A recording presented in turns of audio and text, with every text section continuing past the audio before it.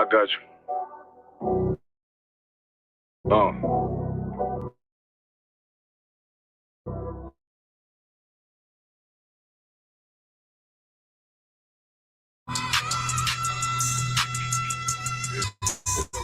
Look, look. City eyes, it's time to vote God. My God, a real nigga. He want no flaw. Posted on the corner like a watchdog. Family secure, got that shot in the closet by the ball. Fuck what they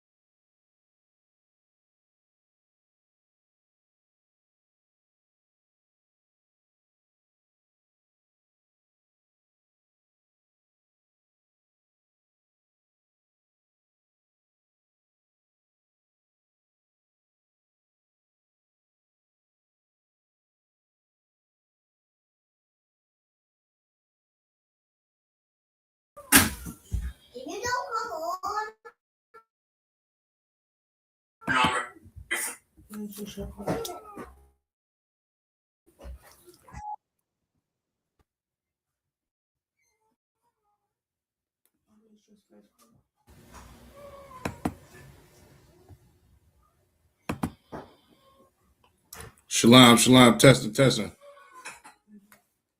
You hear it?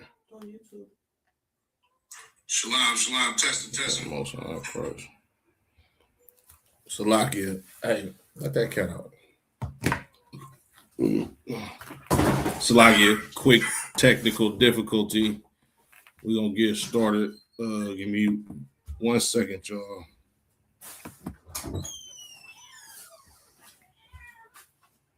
If y'all can hear me on YouTube, Baba Kushah, can y'all put a 1 in the chat on YouTube? Oh shit, Salakia. I think we too wild. We too wild on YouTube. All right. Shalom Israel, Yahba Shemel Shabraka Thumb to the brothers, Yahweh Shemar Allah Thun by Shemel Shah to the sisters. I'm Priest Officer Quran Yah of the ISHBK under Commander General Yana, and this is the Monday night history class. You understand? Of course, you know, we're gonna be I'm gonna be producing a lot more of these classes, seeing as it's looking like it's the end, y'all. You understand? Like when you see what's going on with the Middle East, you understand, and all of the prophecies that are unfolding, you understand, it will behoove brothers to do more. You understand? Put more work in. You understand? Put more bricks in to build this truth. You understand? If you a Black, Latino, Native American, Indian, you understand, you need to come into the ISHBK before it's too late. Sir. You need to get into the ISHBK before it's too late. You understand? If you're a brother in the ISHBK, turn it up. You understand? Increase that work. You understand? Increase that penny that Christ gave us. You understand? Because we don't know how much time we have left, right? It's looking like this might be the last Passover, right? But with that being said, let's get into it, right? So we're going to get into the history of the Greeks, the history of the Greek Empire. You understand? And I want to touch on this topic because, of course, it's history, and it's very important for the children of Israel to understand. Did you get the StreamYard link yet?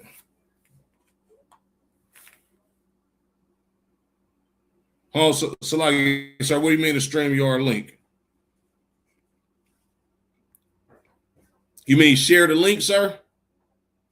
Let's see.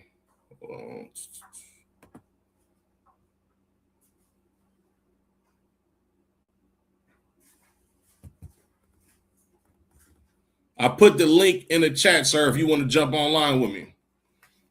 Right? But yeah, so we're gonna be going over the kingdom of the Greeks. You understand?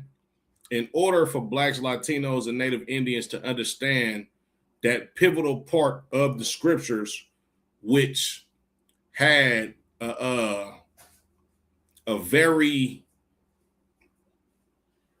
okay, I put this. Without understanding what happened with the Greek Empire and what happened to the children of Israel. Okay, yeah, kind, sir. I put the link in the chat, sir.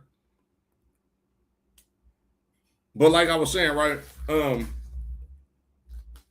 In order for the children of Israel to actually understand the New Testament, you have to understand what happened between Israel and the Greeks. You understand? You won't know why there's a book called Galatia or Galatians. You wouldn't know where Galatia is.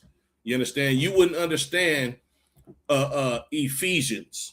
You wouldn't understand any of these different places that the Israelites were in captivity to if you don't in captivity if you don't understand the history between the children of Israel and the Greeks. You understand? Furthermore, you won't understand the New Testament at all if you don't understand what happened between the children of Israel and the Greeks. Madabar, sir. I sent the link in the chat. You probably can click on it there. I'm gonna keep it going, but when I see you pop up backstage, then I'm gonna go ahead and put you on stage.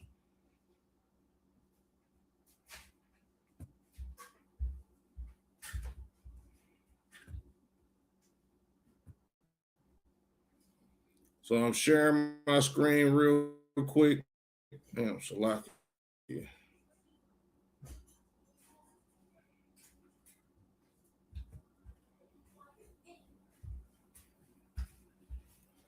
Man, what the fuck? Hold on real quick, Salakia. Shared the wrong one.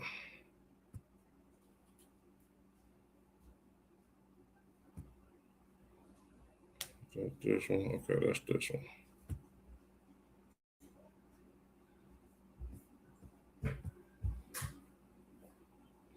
Salakia, that link trying to make me sign up / should be one. Just let me join. Yeah, that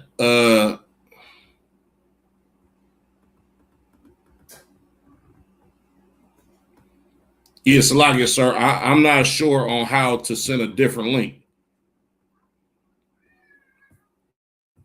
Okay, if y'all looking at the screen right now, this individual that you see on the screen right now is Alexander the Great, right? Or the great, what they call him, because he was a great conqueror and a great evil man, nonetheless. You understand? But these are statues, paintings, a statue of him and paintings of him, right? This is Alexander the Great, right?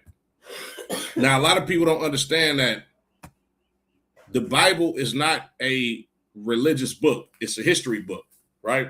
And when you look into the history of the Bible has the history of what happened from the beginning of time, right? Up until the end time prophecies. You understand? So this man that you're looking at, this is Alexander, right? He is absolutely named by name in the Bible. You understand? As a prominent figure that shaped a lot of the world's major events. He is also the first Caucasian man in history, a so-called Caucasian man in history, to rule amongst Caucasian people. You understand? Right? Of course, we're going to go to the scriptures, right? But I'm going to show y'all something real quick. I'm going to be using this book tonight. All right. This book is called the Harper's Atlas of the Bible. There's also another book called the Collins Atlas of the Bible. It's the same exact book, right? But this book is filled with maps, right? And it's filled with it's a history book that goes in depth in history about the Bible. You understand? Right? So I'm gonna be using this book today. I'll show y'all again. This is a great tool to use if you are big on teaching history classes, or if you just want to learn about history on your own time. This is a great, credible source to use, right? Of course, we're going to use this book, and we're also going to reference the scriptures, all right? So it's like here.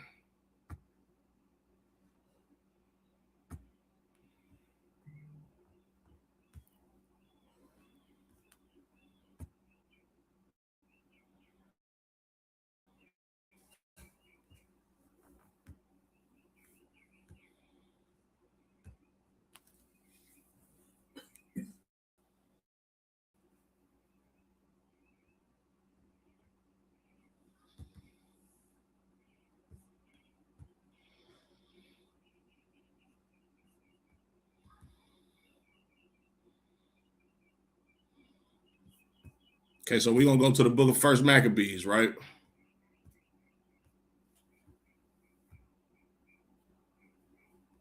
Carlos Ruiz, M9K. The water, I appreciate it. And if y'all could, anybody out there watching this class, make sure you like, share, and subscribe. But especially share these classes, you understand? Because in order for us to push the truth, in order for us to wake the children of Israel up, they have to understand that we not just some brothers that just be yelling on the street corners that don't know what the hell we talking about. You understand? The ISUBK is a school. That's why it's called the Israelite School of Universal and Practical Knowledge. We don't just take the Bible out of context. We actually go in depth and do extensive research concerning these scriptures. You understand? And that's what these Monday history classes are all about. It's to give you the actual history and the facts of what happened in the times past in order for you to understand the prophecies of the Bible, you understand, and the context of the scriptures that you actually read, right? So we're going to go to 1 Maccabees chapter 1 and verse 1. And it happened after that, Alexander, son of Philip the Macedonian, who came out of the land of Chittim, had smitten Darius, king of the Persians and Medes, that he reigned in his stead, the first over Greece. So Alexander was the first man to reign over the Greeks. You understand? And they went to war with Darius, right? The king of the Persians. Now, if you understand the history of the kingdom of the Persians, you understand, and why Alexander and the Macedonians had a grudge or aught with the Persians, you understand? You can read that in the history of the book of Esther and additions to Esther, right? Big shout out to the Most High God, you understand? Barakatah Yahweh Yahweh, you understand? Because just last week we just held the 2-day feast of Purim, you understand, which is deeply rooted in why the Macedonians actually went to war with the Persians. You understand? It was a cat named Haman, right? Which they described as a Macedonian or Agagite, you understand? Which Alexander and his people, they are Edomites.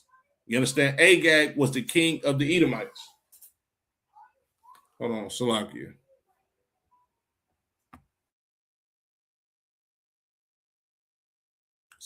But these Macedonians, you understand, or these Edomites, you understand, who lived in the land of Macedonia, right? These were Haman's people, right? And Alexander is a descendant of these people, you understand? And what happened was, I'm not going to really get into Purim, but Haman, he vowed to destroy the Israelites. You understand? It backfired on him. And the same way that he wanted to destroy the Israelites, the king of Persia allowed him to be destroyed in that same form and fashion, you understand? Because the Israelites actually saved the king of Persia's life, right?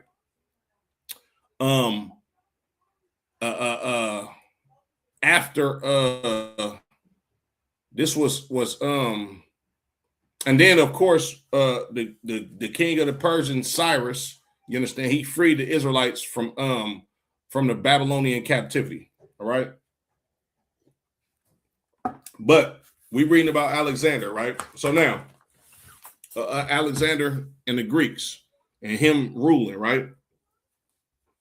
Verse 2, and made many wars and won many strongholds and slew the kings of the earth and went throughout to the ends of the earth and took spoils of many nations, insomuch that the earth was quiet before him, whereupon he was exalted and his heart was lifted up. So Alexander, he did a lot of warring, he did a lot of killing, he did a lot of stealing. You understand? This is the culture and the history of all Caucasian people. You understand?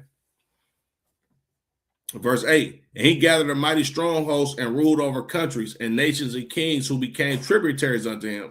And after these things he fell sick and perceived that he should die. Wherefore he called his servants, such as were honorable men and had been brought up with him from his youth, and parted his kingdom among them while he was yet alive, right? So Alexander did a whole bunch of warring, killing, you understand? And then after a while, he got sick from some type of disease, of course, because he lived a LGBTQ lifestyle, you understand, and did all of the abominable things that Caucasian men are known to do, right? He got sick and then he was going to die. So he parted his kingdom amongst his 4 generals, all right? We go get into the 4 generals, but I'm going to probably break down every last one of them in their own separate class, right? Verse 7. So Alexander reigned 12 years and then died, and his servants bare rule everyone in his place. And after his death, they put crowns upon themselves. So did their sons after them many years, and evils were multiplied in the earth. So these Greeks, when they became to be kings, you understand, and passed down their kingdoms to their sons for many years, the earth started to experience a different type of evil. You understand? Meaning that these people were far more evil than everybody that ruled on planet Earth prior to them. All right. So now let's get into this Harper's Atlas of the Bible. All right.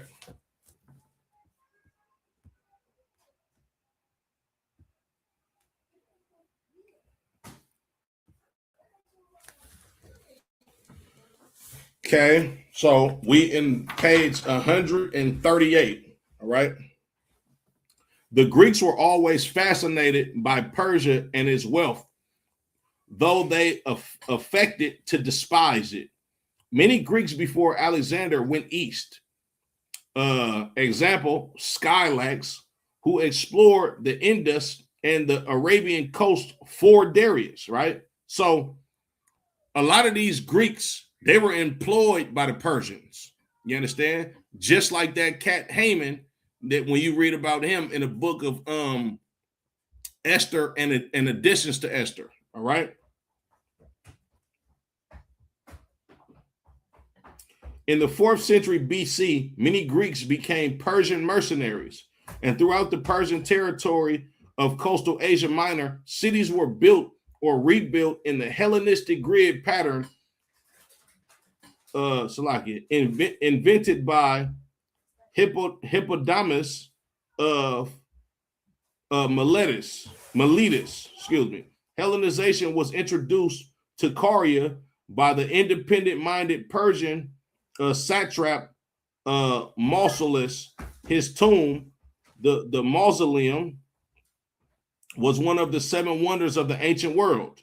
However, Alexander's campaigns, 334 to 323 BC, dramatically quickened the pace of Hellenization, right? So the Greeks, they always wanted to push this Hellenized ideology on the known world. You understand? They wanted people to live like them, to get down how they get down, celebrate what they celebrate, eat what they eat, take on the type of lifestyles as them. But when Alexander became a superpower on planet Earth, it says he quickened the pace of Hellenization. Alexander himself labored to unite Greeks and non-Greeks, encouraging intermarriage, founding Hellenistic cities, and settling Greek colonists. After his death, his generals continued his policy in their new kingdoms. Cassander held Greece and Macedonia. Cassander was one of his generals. Lysimachus, Thrace, that's another one of his generals. And Antigonus, that's another one of his generals. And his son, Demetrius Poliorcetes, the besieger, Asia Minor, Seleucus, Babylon and Syria, and Ptolemy in Egypt. Excuse me. Seleucus was another one of his generals. So his generals was Cassander, Lysimachus, Cassander, Lysimachus, Antiochus, and Seleucus. All right, or Seleucus, right? These are his 4 generals, right? Further east arose the Indo-Greek kingdom of Bactria. Its kings had Greek names, but they soon broke away from Western loyalties, and shortly before 100 BC, this kingdom developed overland links with China. So basically, these Greeks, right? They the Greek generals that ruled after Alexander died, you understand, they furthered his policy and his mission, you understand, by, you know, becoming adversaries with certain people, you understand, because they had already conquered most of the known world when Alexander was alive. So what they did after Alexander conquered everything, they started to build relationships and leagues and making covenants with different people, you understand, so they can continue to push this Hellenization period on other people, you understand, basically just to strengthen their kingdom even more.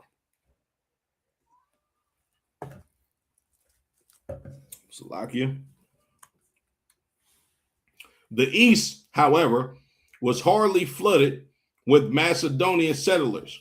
Only 15,000 Macedonians campaigned with Alexander, and many returned homesick for Greece. The Seleucid kings, in particular, founded new colonies to secure their communications with the east, sometimes merely renaming old towns with Greek dynastic names or granting Greek city status to such places for a fee. The Ptolemies similarly renamed cities. Example, Akko became Ptolemais, and Rabath Ammon became Philadelphia. Both dynasties had large empires to control and a strong bureaucratic administration conducted in Greek and, conversant with the local Egyptian or Aramaic served their need. The spread of Greek language and culture went hand in hand with purposes of government. You understand? So these Greeks, like the Hellenistic period of the Greeks was a very calculated and complex mission, so to speak, of the Greeks. You understand? So they you know, they set up governments. You understand? They built cities. All of this in order to push a Hellenistic or Greek lifestyle on people that would otherwise never conform to the lifestyles of being a Greek. All right. So now we're gonna get into the Hellenistic period of the Israelites. All right. Hellenism in Judah. Inevitably, Greek influence was felt in Judah also. In the late 7th century BC, Greek mercenaries served the Egyptians on the Philistine coast. In the 5th century, traders from Tyre, doubtless able to speak Greek, appeared at Nehemiah's Jerusalem by the 4th century. Judah used coins bearing the Attic owl and Attic red figure, where was known at Ptolemais and Sebaste. Large quantities of Persian and Hellenistic period storage jars have been dredged up from the sea round Dora and Caesarea. Azotus and Ascalon indicated regular trade through these ports. A Greek helmet of the same period was found off Azotus. There is evidence of imports from Boeotia in Greece, Cyprus, and Alexandria. Jars from 3rd to 2nd century BC. Roads have been found at many sites. You understand? So now, let me look at this map real quick, right? Ptolemais, Dora, Caesarea, Azotus, you understand? Gaza, Ascalon, Marissa, Modin, Sebaste, Scythopolis, all of these Zidons, all of these cities that I'm reading off of this map. So let me show y'all this map real quick. All of the cities that I'm showing y'all off of this map, y'all probably can't even see the map because of the lighting. But all of these cities that I just read off that's on this map are literally in the land of Israel. You understand? Now, Salakia, I'm going to go back to the scriptures real quick, right?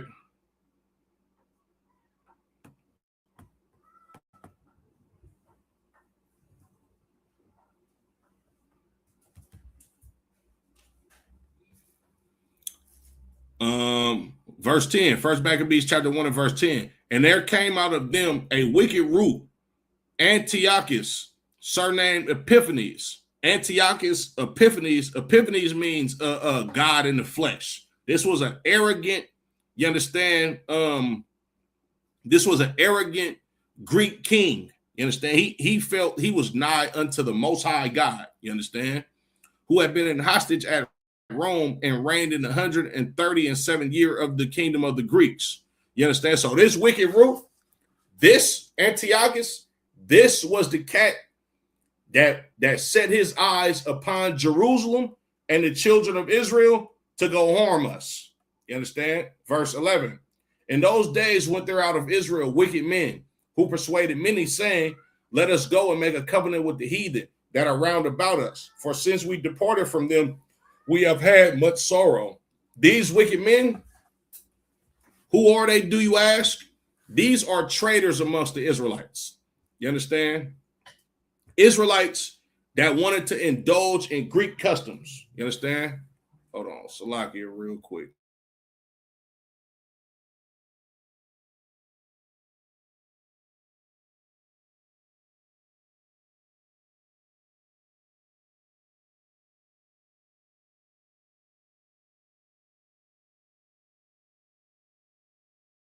Salakia, yeah, but these wicked men that persuaded many, these is your sellouts.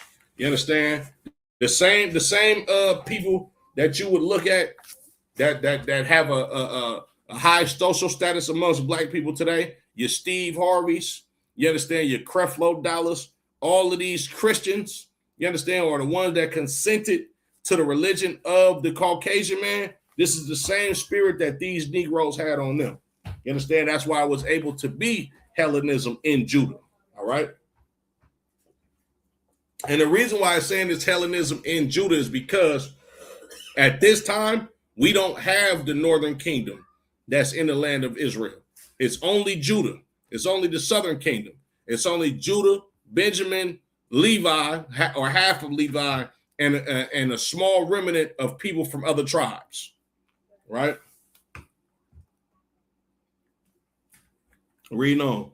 Judah's interest in sea trade is evidenced by a graffito in Jason's tomb, 2nd century BC in Jerusalem, showing a Greek monorim chasing a cargo ship. One recalls that Simon the Maccabee decorated his family tomb at Modin in the sight of the sea with ships, right? So you can read about that in First Maccabees, the 1 Maccabees 13 and 29. The Maccabees were well aware of the Hellenistic Mediterranean world. Judas Maccabee himself sent an embassy to Rome, 1 Maccabees, the 8th chapter and the 17th verse, right? And Jonathan entertained diplomatic relationships with Sparta, 1 Maccabees 12 and 2, to which a few years earlier, the ejected high priest Jason had tried to flee for exile, 2 Maccabees 5 and 9.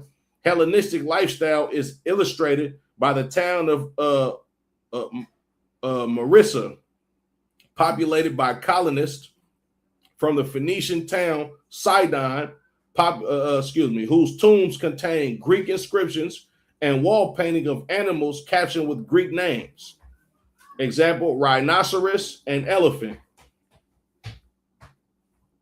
Hellenistic administration is evidence, so I give by a Greek inscription from Scythopolis, Bethshean, dating from 195 BC, recording orders issued by Antiochus III and his son to Ptolemaeus, the military governor of Coel, Syria, and Phoenicia. Greek writers naturally shared in the Hellenistic discovery of the East. Megasthenes of Ionia wrote on India about 300 BC, and his contemporary Hectaeus of Abdera on Egypt both included material about the Jews. Two of Aristotle's students, Theophrastus, and Clearchus of Soli, also mentioned them. The general tendency was to present them as a race of philosophers. The Jews themselves begin to write in Greek. This perhaps happened first in Alexandria, but in Jerusalem itself, Eupolemus,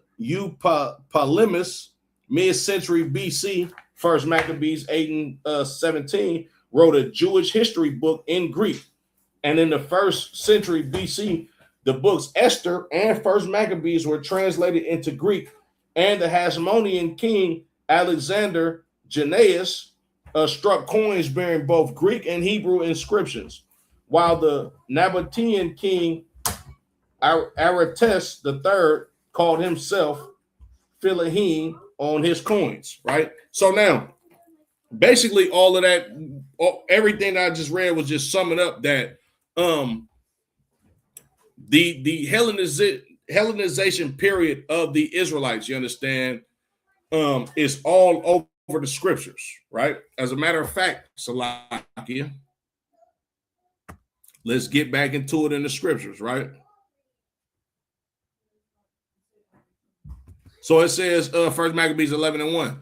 In those days went there out Israel wicked men, who persuaded many, saying, let us go and make a covenant with the heathen that are round about us. For since we departed from them, we have had much sorrow. So this device pleased them well. So when it says wicked men of Israel, these ain't talking about no regular cats that just live in a neighborhood. These is talking about actual Israelite brothers that had influence. You understand? These niggas were sellouts. They wanted to indulge in the Greek lifestyle. You understand? And when they say they persuaded many, you can't persuade many unless you have influence. All right? Verse 12. So this device pleased them well. Then certain of the people were so forward in that they went to the king, who gave them license to do at the ordinance of the heathen, whereupon they built a place of exercise at Jerusalem according to the customs of the heathen. Now that place of exercise in Jerusalem is a gym or a gymnasium. You understand? Where they used to play sports and work out in the nude, which of course is against our laws. Oh, there's one here, please. Salakia. So let me read this real quick.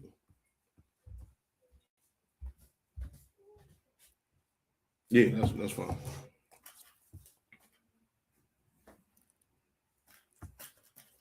Can you light another one of them incense up there, Baba Kasha?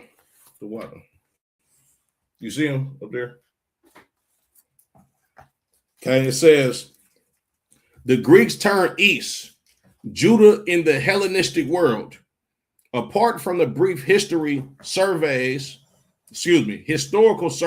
in First Maccabees, the first chapter, and Daniel, the 11th chapter, the Bible says very little about this period, as by now the Jewish scriptures were almost complete. Now, when it says the Bible says very little about this period, the Bible actually does talk about what happened with the children of Israel and the Greeks and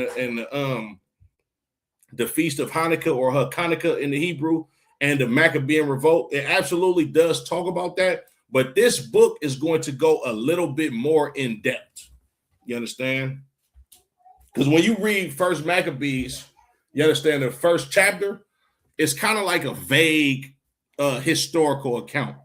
You understand? And that's what I'm here to do. I'm here to bring the scriptures to life while going in depth. You understand? On what was happening in day-to-day lives of the children of Israel. You understand? During the time of the Greeks ruling over us. All right. Salakia. They existed in three groups: the law and the prophets and the other books of our fathers. Books like Ecclesiasticus, so forth and so on. However, the Hellenistic age is important because it saw the translation of the Jewish scriptures into Greek at Alexandria, probably at first for the local Jewish community. And when it says Jewish community, it's really just meaning Israelites. Jewish community, and later to benefit of Jews and then Christians throughout the Mediterranean, right? So now, Alexandria was a city, you understand? And I believe that was the city that Alexander the Great was buried in, or he died in, or probably both, you understand? But it was located in Egypt, right? Now, the reason why the original language of the New Testament is actually written in Greek is because of the Hellenization period of the Israelites from the Greeks. You understand? The reason why you have books like Ephesians, you understand, Corinthians, right? Colossians, Thessalonians, you understand? Ephesians, Philippians, Colossians, Thessalonians, right? Philemon, right? All of Galatians, all of Corinthians, all of these names are Greek names, right? The reason why you read about cities called Memphis and Philadelphia in the New Testament, all of these cities have Greek names because of the Greek Empire, you understand, that ruled over the children of Israel during the time of Alexander the Great and the Maccabean revolt, up until the Roman Empire, when the Roman Empire became a strong presence on planet Earth at that time. And a lot of that was due to us building the league with the Romans, you understand, which we wasn't supposed to do, you understand? And you see how that backfired during the time of Christ.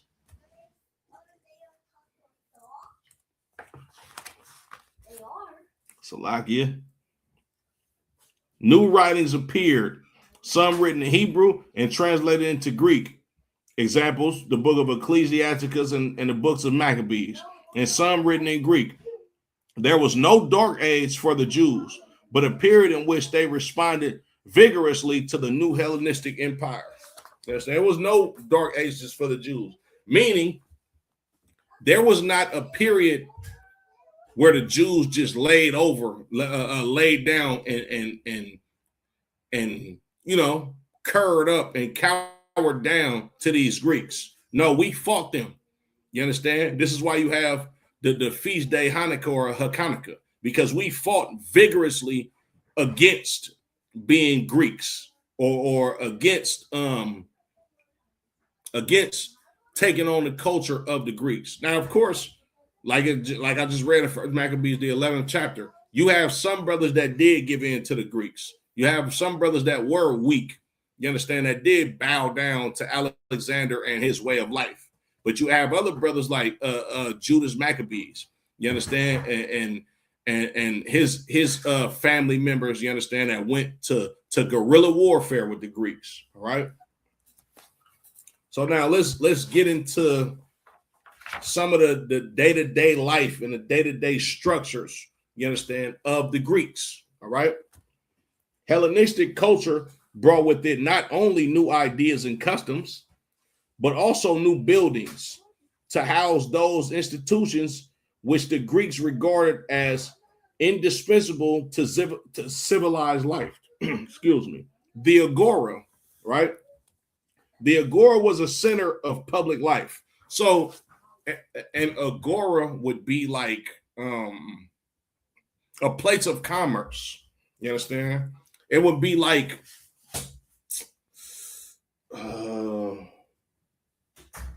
a downtown area.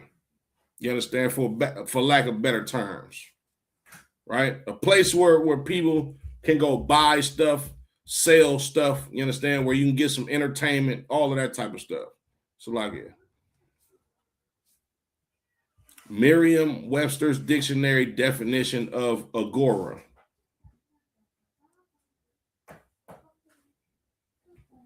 So an agora is a gathering place, specifically the marketplace in ancient Greece.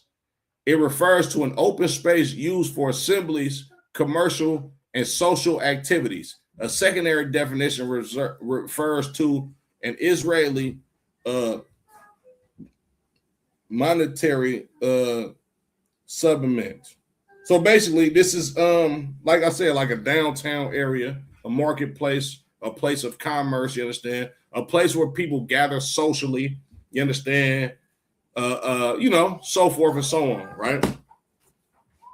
From the Hellenistic period, the square or rectangular agora was planned, for it had now to be a symbol of civil pride, as well as catering to the growing complexity of life and government. The stoa offers shelter from sun and rain, became an essential component. The long colonnades served for public and private discourse, while the inner part housed shops, banks, and offices. Temples and monuments were often integrated, and basilica would have appeared where Roman influence was strong. This rectangular roofed hall often functioned as a commercial exchange center, essential to the government of the city was the bulletarian, which housed the city council. You understand? So this was essentially a downtown area. You understand? Where you can find the Capitol building. You understand? The courthouse, banks, shops. You understand? This is how they the Greeks operated. You understand? It's no different than today. And when you look at I know y'all probably not gonna be able to see it because the light is gonna glare off of the book. Oh yeah, you can see that, right? So this is basically what it looked like. You understand? This is a drawing, of course, but this is no different than a downtown today. This kind of looks like Washington, D.C.'s downtown area a little bit. You understand? And they got the same style of buildings that they have in America with them pillars on it. You understand? Reading on. Stadium. The stadium, stadium, the unique status of sacred games, of which the supreme examples were the four Hellenic festivals at Olympia, the Isthmus of Corinth, Delphi, and Nemea. Nemea was jealously conserved until the 2nd century AD. By contrast, cash contest or the Dematilia, I butchered that. Dematitai could be organized by any city with the financial resources to provide prize money to attract worthy contestants, right? So this stadium in ancient Greece, right? Or the Colosseum, you understand? What you got today, right here in America. You understand? This was a place where they had sports and games, right? And they held contests for cash prizes. It's the same as today. You understand? Right?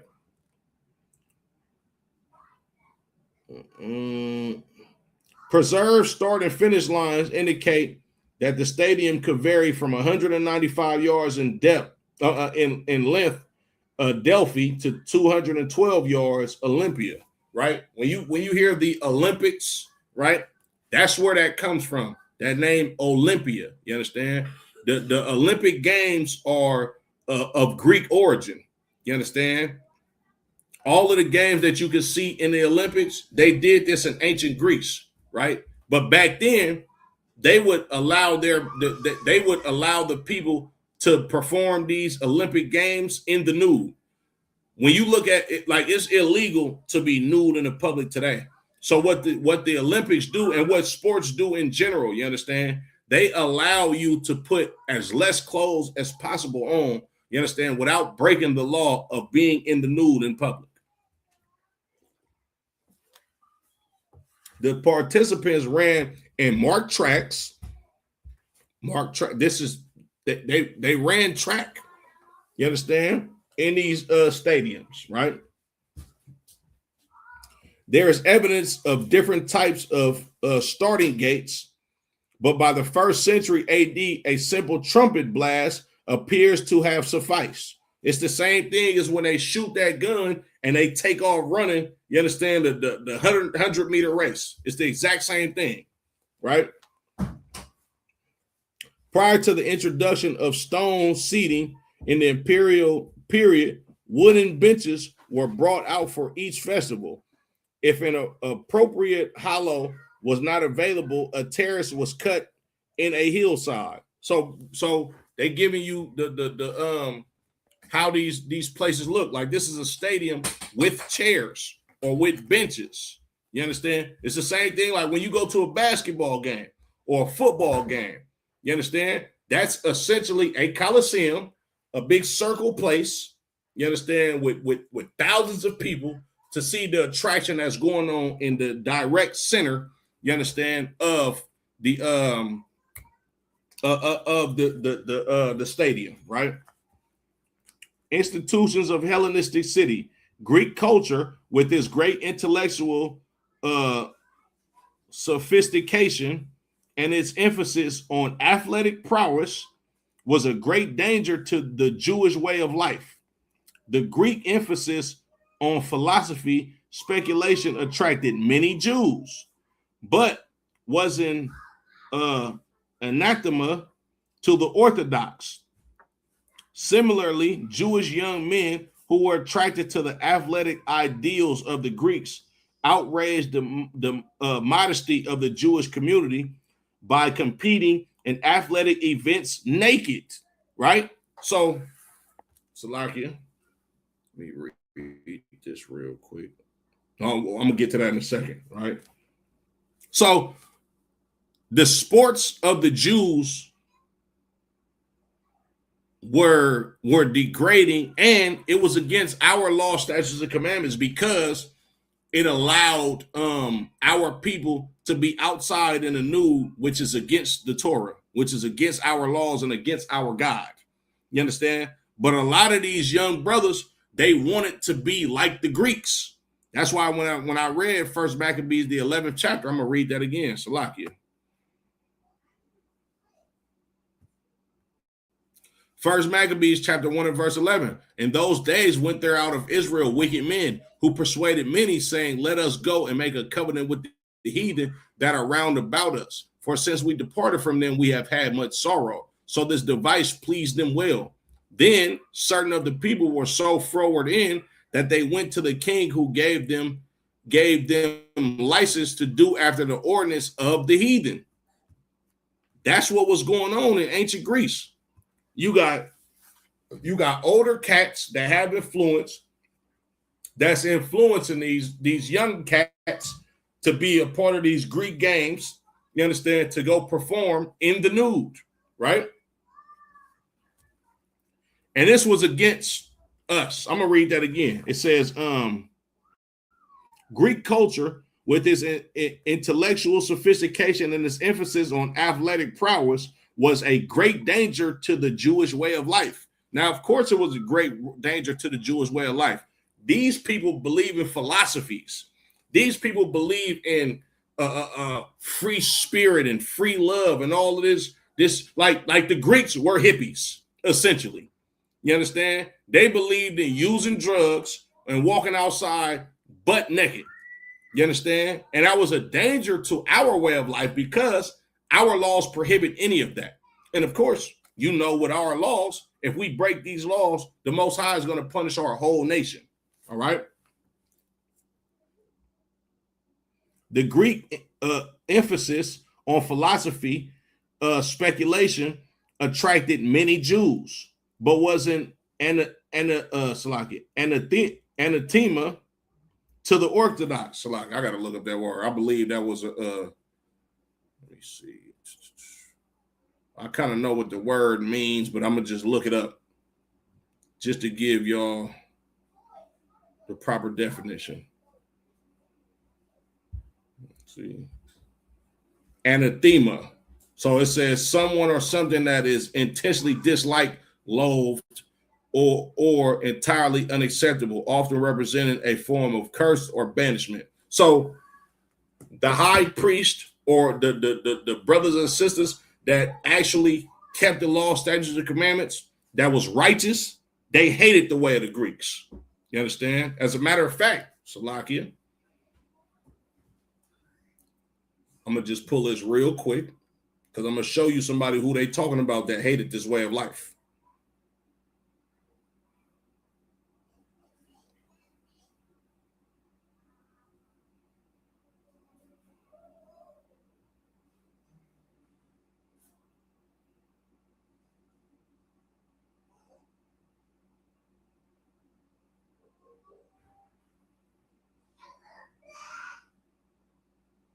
This is the book of 2 Maccabees, chapter 3 and verse 1. Now, when the holy city was inhabited with all peace, and the laws were kept very well because of the godliness of Onias, the high priest, and his hatred of wickedness. Onias was the high priest that hated wickedness. He hated for people to indulge in the lifestyle of the Greeks. You understand? That's why the city was holy. That's why the city was in peace, because he hated wickedness, right? But now, I'm jump down to verse 4. But one Simon of the tribe of Benjamin, who was made governor of the temple, fell out with the high priest about disorder in the city. Simon, the Benjamite, who was a governor under the high priest, that was one of them wicked niggas that persuaded many to follow after the customs of the heathens. You understand? Read that again, Salakia. It says, verse 13, then certain of the people were so forward in that they went to the king, who gave them license to do after the ordinance of the heathen. That license to do after the ordinance of the heathen is basically giving you is giving you permission, you understand, to be a part of these Olympic Games, or giving you the permission to be recognized, to indulge in the lifestyle of these Greeks. I give you an example of it today. Somebody that's an ordained minister, that's a license to do after the ordinance of the heathen. You understand? Somebody that has a cannabis card, you understand, or a cannabis grow license, that's a license to do after the ordinance of the heathen. You understand? Somebody that has legally married into an LGBTQ lifestyle, that's a license to do after the ordinance of the heathen. You understand? All of this type of stuff was going on back in the times of ancient Greece, just how it's going on today. You understand?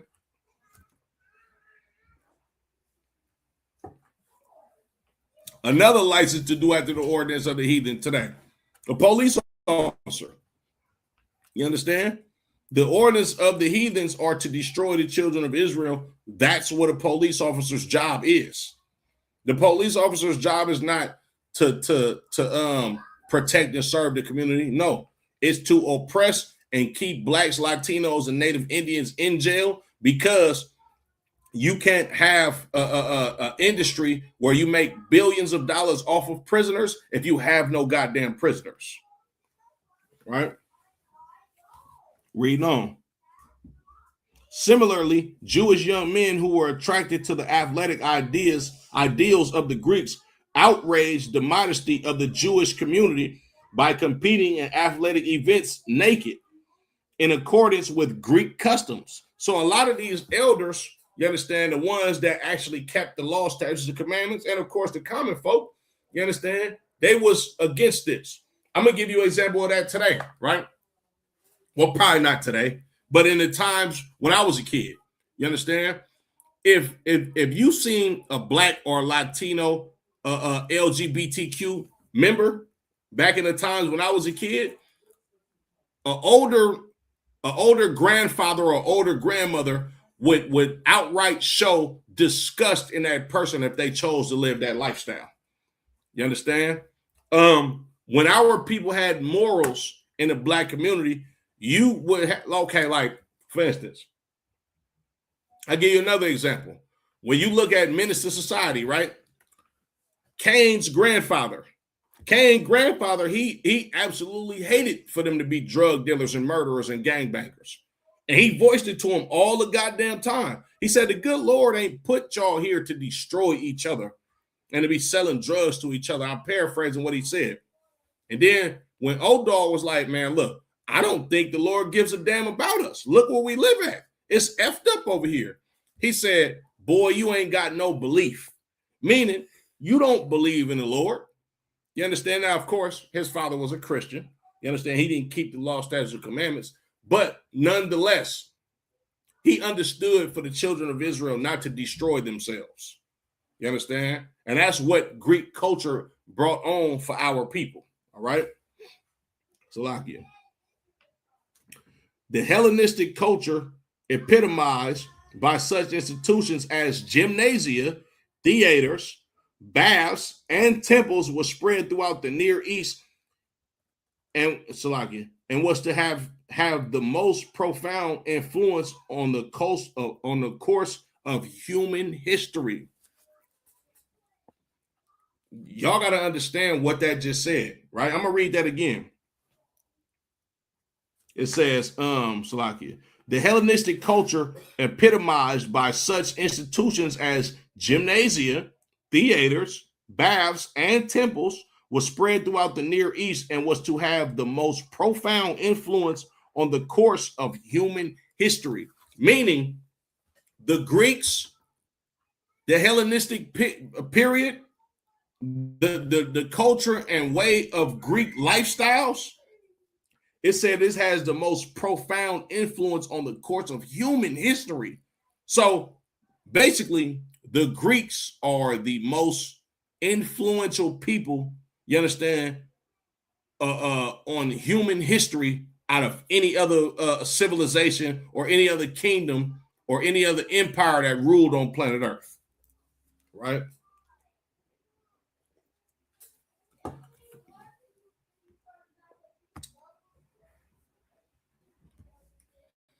First Maccabees chapter 1 and verse 14. Whereupon they built a place of exercise at Jerusalem according to the customs of the heathen. Now let's get into this place of exercise, right? Gymnasium. Greek education involved training both body and mind. It was centered in the gymnasium, which became the focus of communal life and the hallmark of Hellenism. Any barbarian grouping, which aspired to the status of a Greek city had to found a gymnasium. 2 Maccabees 4 and 9. The ideal form is described by Vitruvius in De Architectura, right? So now let's get that scripture. So now I'm gonna read that last part again. Any barbarian group which aspired to the status of a Greek city had to found a gymnasium. That's what you're reading about in First Maccabees, the first chapter and the 14th verse. These men wanted to be so much like the Greeks. In order for you to get a status of being a Greek, or in order for you, verse 13, then certain of the people were so forward in that they went to the king who gave them license to do after the ordinance of the heathen. That's that license to do after the ordinance of the heathen. It's Greek citizenship, or to be recognized as a Greek. In order to do that, you have had to have a gymnasium where you from. Slovakia. Let's go to 2 Maccabees 4 and 9. This is the book of 2 Maccabees chapter 4 and verse 9. Besides this, he promised to Slovakia.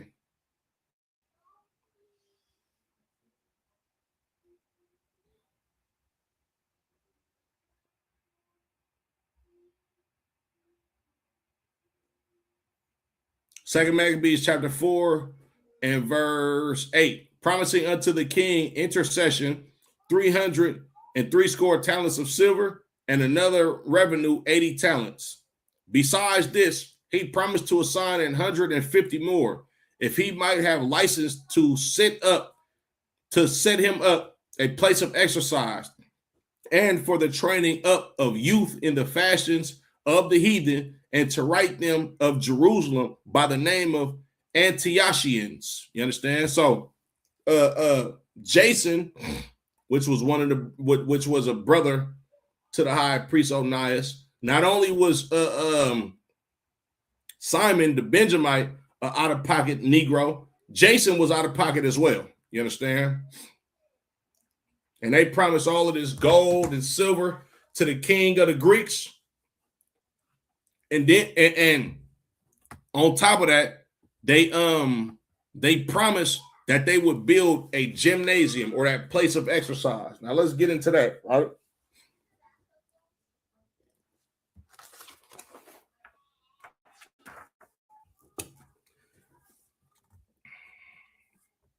Well, let's continue into that. Square or oblong cloisters are to be made with a walk round them of 2 stadia. This walk the Greeks call dialos. 3 of the sides are to be single colonnades. The 4th, which had a south aspect, is to be double, so that when rain is accompanied by gales, the drops may not reach the inside. On the other 3 sides, spacious exhadri are to be planned with seats where philosophers, teachers of rhetoric, and other studious persons can sit and discuss. In the double colonnade, however, these provisions are to be made. In the center, there's to be the Iphibaum, a large apsidal recess with seats for young men between ages 18 and 20. So basically, they're giving you the structure of what this gymnasium was to be. You understand? And this was a specific structure that was mandated by the Greeks in order for you to be able to achieve the certain things that were to go on in these gymnasiums. You understand? So a gymnasium was basically essentially like not just a place of exercise, but damn near like a college as well. You understand? In order to educate people and to train people. You understand?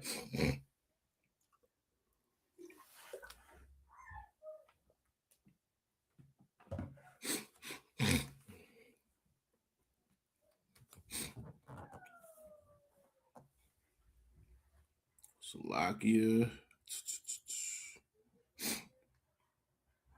On the right, the Coliseum for exercise with the quintain.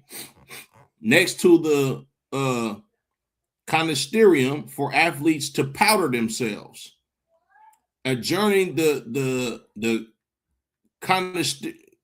Conisterium at the angle of the colonnade, the cold bath with which the Greeks call lutron, at the left of the ephebium, the Eleathisium for athletes to oil themselves. Next to this is the cold room, from which the furnace room is entered at the edge of the colonnade. Adjourning this on the inside, in line with the cold room, a vaulted sweating room is to be placed, twice as long as it is broad, having in the angle of the colonnade the Lacanceum, a dome sweating room, constructed as before described. In the palæstra, the cloisters ought to be thus completed and arranged. Outside the palæstra, 3 colonnades are to be arranged. The first, as you go out of the peristyle, right and left of this. 2 colonnades with running tracks. Of these 3, the one which have north aspect is to be built double and very wide. The others are to be single. On the sides which adjoin the walls and those which adjoin the columns, they are to have borders 10 feet wide to serve as paths.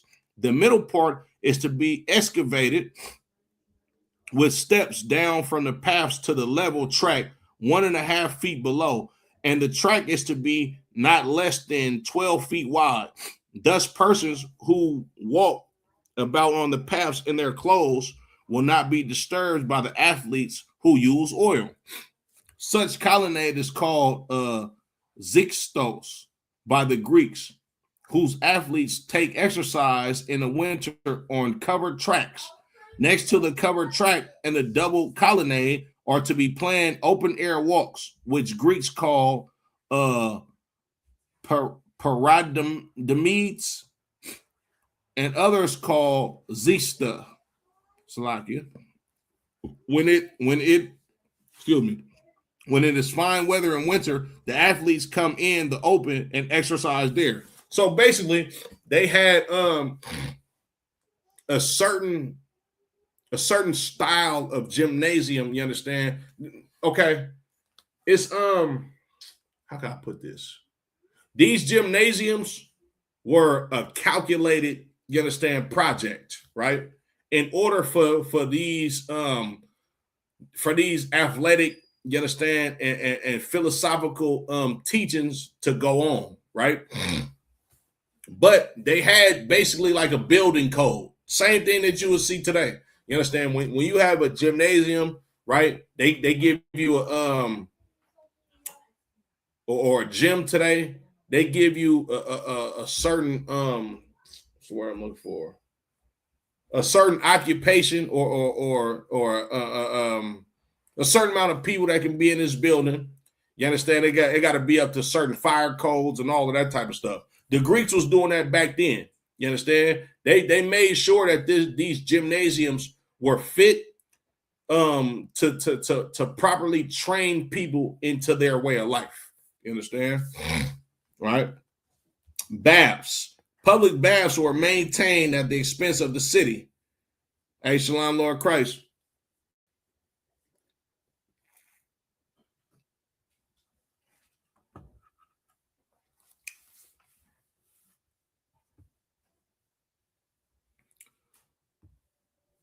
So like it talked about as you,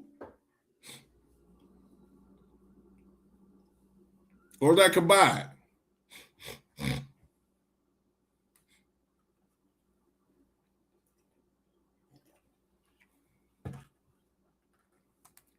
Public baths were maintained at the expense of the city and were accessible even to the very poor. The nominal interest fee came nowhere near covering the heavy operating costs. Having stripped in the potitarium, bathers went first to the caldarium. The cleansing perspiration produced by the dry heat could be supplemented by hot water from the large tub, labrum. It was scraped off with the strigil. The bathers were dried and then retracted their steps to the lepidarium to cool off gradually and concluded with a plunge in the cold pool of frigidarium. Okay, kind sir. Right? So basically, right, the same thing as today, right? That cold plunge that athletes do, or y'all seen people do the ice challenge. You understand? That's Greek culture. You understand? The only difference is when they did it back then, these people was butt naked, right? Theater. Freestanding theaters were rare. They were normally constructed to take advantage of a hillside, often the slope of the Acropolis. the staging of dramatic productions was never the most important function. The theater principally served the needs of the literary and music side of the festival games. So these theaters, right? It's the same thing as today. It's where they had concerts at. You understand? Where they had plays at. You understand? It's the same thing as today, right? And I'm gonna try to like dig up some history of what type of plays and concerts that they had during these times, right? But of course, if you understand the history of the Greeks and the culture of the Greeks, I'm sure a lot of them concerts and plays that they had at these theaters was deeply rooted in lasciviousness, LGBTQ, you understand, and a slew of other abominable acts that these Greeks were known for committing. Right? Prizes were offered for new plays, the composition and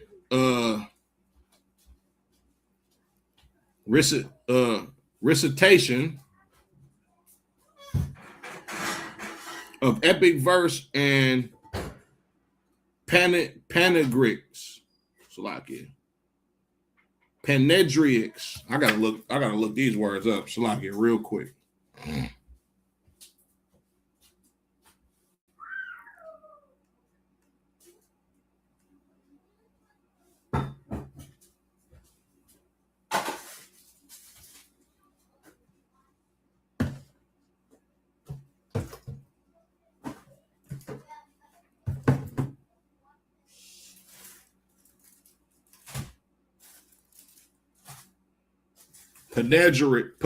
Panegyric is a formal, elaborate, and lofty speech or piece of writing written to bestow high praise upon a person, group, or thing. So basically, it acts as a public tribute, often functioning as a eulogy or an encomium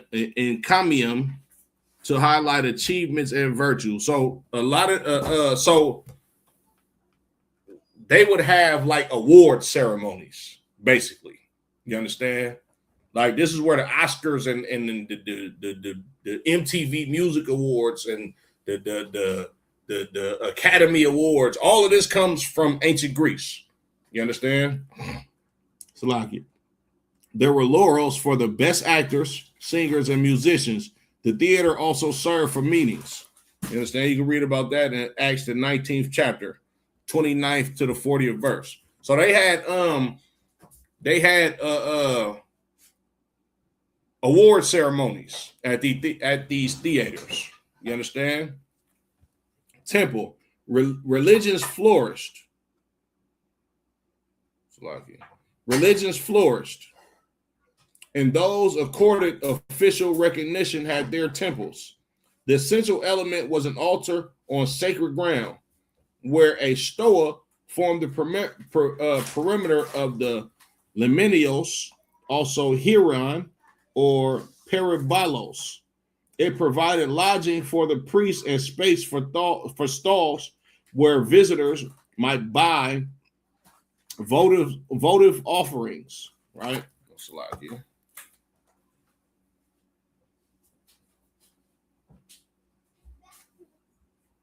Let me look up that word real quick.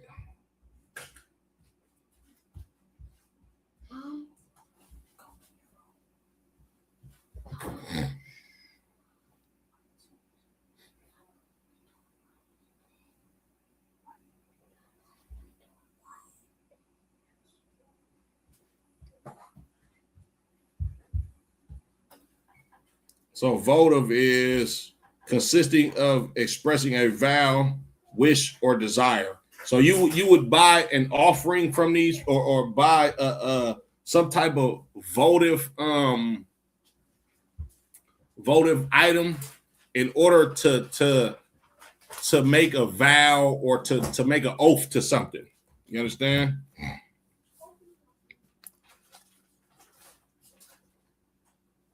The temple was not a center of congregational worship. Its purpose was to house the image of the god and votive offerings of particular importance. So these temples, right? These was not temples like our temple. You understand? These temples were a temple that housed a false god. You understand? In order to worship that false god and to bring a sacrifice and an offering to that false god. All right. All of these temples was about making money. Same thing as a Christian church today. You understand? You see that white Jesus in Christian church, and your voting offering is the money that you put in the collection plate today. It's the same thing, right? The basic plan has been traced to the 10th century BC and was firmly established by the 6th century BC. Subsequently, there were no significant modifications, right? So they built a gymnasium in Jerusalem according to Gentile custom and removed the marks of circumcision and abandoned the Holy Covenant. First Maccabees 14 and 15.